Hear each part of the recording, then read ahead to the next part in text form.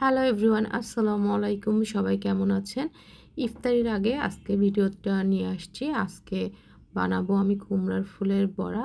তাজা একদম ফ্রেশ কুমড়ার ফুল পেয়েছিলাম, সেইগুলোই নিয়ে আসছি। বেসনের মধ্যে ভালো করে আমি এপিঠ ওপিঠ ডুবিয়ে কুমড়ার ফুলগুলা বড়া বানাচ্ছি। দেখেছেন কি সুন্দর ফ্রেশ কুমড়ার ফুল। তো এই ফুলের বড়াটা খেতে কিন্তু অসম্ভব মজার হয়। আপনারা অনেকেই হয়তো খেয়েছেন আর জানেন। এই জন্য আমি আজকে ইফতারিতে কুমড়ার ফুলের বড়া বানাচ্ছি। সরিষার তেল দিয়ে ভাজছিলাম। সরিষার তেলটা এতটাই খাঁটি যে দেখেন ফেনা উঠে যাচ্ছে। আমি না আস্তে আস্তে নাড়াচাড়া করতেছিলাম। চুলার জালটাও আমি কমাই দিয়েছি, না হলে না তেলটা পড়ে যাচ্ছিল। অন্য চুলায় আমি ডিম সিদ্ধ দিয়ে দিয়েছি। আসলে ইফতারের এই টাইমটা না এত তাড়াহুড়া করতে হয়, সবারই মনে হয় এই রকম হয়। এই যে 3টা বড়া আমার ভাজা হয়ে গেছে। আমি আবার কিছু বড়া এর মধ্যে দিয়ে দিব। আস্তে আস্তে জালে ভাজবো যাতে ভিতরটা সুন্দর করে মুচমুচা হয়ে ভাজা হয়।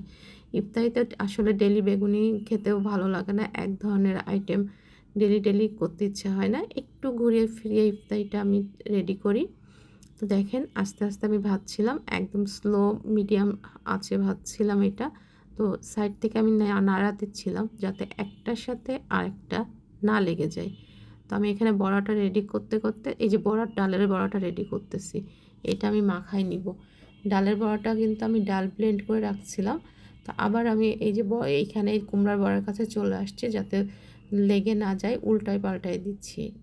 কারণ উল্টিয়ে না দিলে একদিকে বেশি হয়তো পুড়ে যেতে পারে, সেই জন্য আমি 2 দিকটাই খেয়াল করতেছি। আর এই যে ডিমটা আমার হয়ে গেছে, আমি চুলাটা বন্ধ করে দিচ্ছি। পানিটাও শুকিয়ে আসছে। মানে আমি এক হাতে ক্যামেরা, এক হাতে ভিডিও করতেছি আর অন্য হাতে কাজ করতেছি। তারপরে এই যে দেখুন বড়াটা কিন্তু হয়েই আসছে প্রায়। আমি এইগুলাও উঠিয়ে ফেলবো। এই যে দেখুন কালারটা দারুণ আসছে না?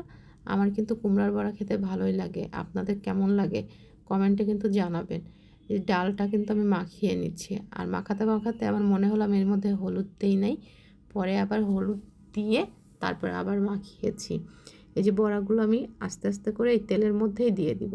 যেই তেলে আমি কুমড়ার বড়া ভাজছি ওখানে বেশ তেল ছিল, ওটার ভিতরেই দিয়ে দিচ্ছি।